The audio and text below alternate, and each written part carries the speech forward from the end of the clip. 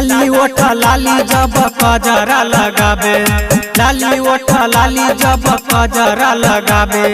writer Nishant तंदू चंचल ने आवे, चढ़ते 16 के उमरिया खोला लगले रे, चढ़ते 16 के उमरिया खोला लगले रे, चढ़ते 16 के